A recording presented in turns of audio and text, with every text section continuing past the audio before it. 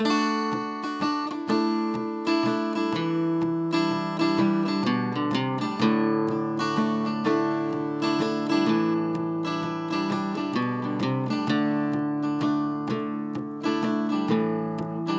you've identified some play routines that your child loves doing and you are now participating with them with your child, we want to look for opportunities to begin some basic following directions within the context of the play. So look for some routines that make sense to have small instructions, and then embed many opportunities for your child to follow those instructions with your help in a way that makes sense with the play. Once they're able to do that and you're celebrating their accomplishment, then you can fade out your help and continue to play, giving those instructions naturally as they occur within the routine. Start by identifying a really simple instruction that would be easy to use with multiple toys and easy to have multiple opportunities to practice within each toy. For example, with these different sets here, we're going to practice the word in. It's really short, it's really simple, and it's really easy to do with each of these materials. And most importantly, it's really easy for me to help the child if they're not able to do it on their own. So I can say in right before I put the frog in, or I can wait until my child has a frog in his hand, and then right before he's going to put it in anyway, I'm going to start saying the word in.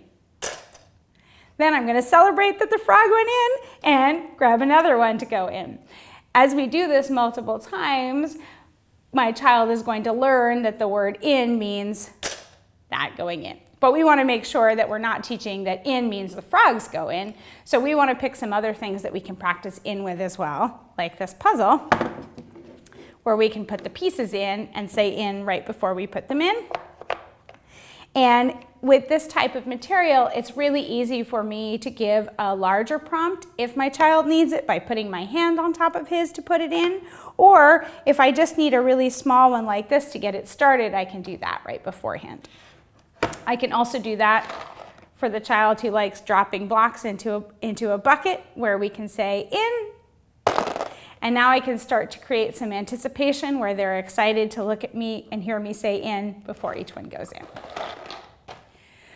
We want to focus on keeping our instructions as clear and simple as possible. So for example, with this set, we have large and small elephant and a boy and a girl. And if we're going to work on the instruction swim, I want that word to stand out for my child over all of the other words and to be clearly connected to the action of swimming. So when I present the instruction, I want to find a nonverbal way of helping him if he's not able to make the animals or the people swim correctly. And then I can narrate the play a little bit afterwards. That way I'm not mixing up the words and making it unclear to him which is the word that I'm expecting him to follow. So for example here, if I want him to make the elephant swim, I can first give the instruction, swim. But if he takes the elephant and he's not swimming it, I can use the other elephant to model, look, swim. And then if he's not doing it, I can help him by picking up the elephant and putting them in the water too. Then I might say something about the elephant. Oh, he's splashing and having so much fun. And then I want to make sure that there's a pause before I give the next instruction so that it's clearly separate. Swim! And now maybe my child will pick up the other person and put them in the water too to swim. Make sure that you are cultivating an atmosphere of success with your children and looking for how they play with the toys when you are giving them those instructions. So for example, I have some cars and some action figures here that we might use to practice the directions stop and go for children who like to move vehicles with wheels. And again, I'm going to pay attention to how my child likes to play with those toys. So if, for example, they like to push them all the way across the table and have them fall off, then if we're going to practice stop and go, we'll practice doing that on the way to making them fall off.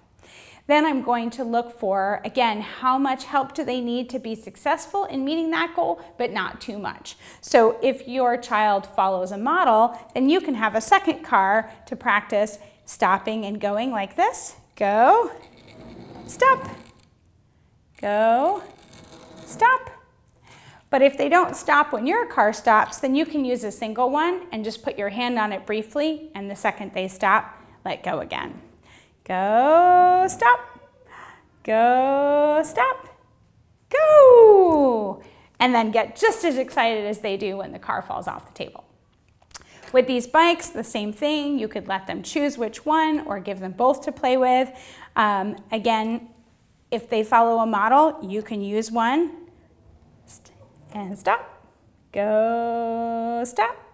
And make sure that sometimes when you're going, you're following your child. And if they can, have them follow you some of the time, but don't force them to. A few things to remember. Keep your instructions short and simple, and make sure that they naturally make sense given the play that you're currently doing. And don't give several different directions within the same toy, just keep it one at a time. If your child isn't following your direction the first time you give it, instead of repeating the direction several times, jump in and help them follow it right away, and then do a few more instructions like that and look to fade out your help as the play goes on. Remember that when you are giving instructions, you want to keep your language really simple and don't use a lot of other words in the sentence in which you've given that instruction to make it really clear which word your child should pay attention to. And last, remember that this should all be making the activity more fun and meaningful for your child, so always think about what your child's goals are in the play and make sure that your instructions help them to meet those.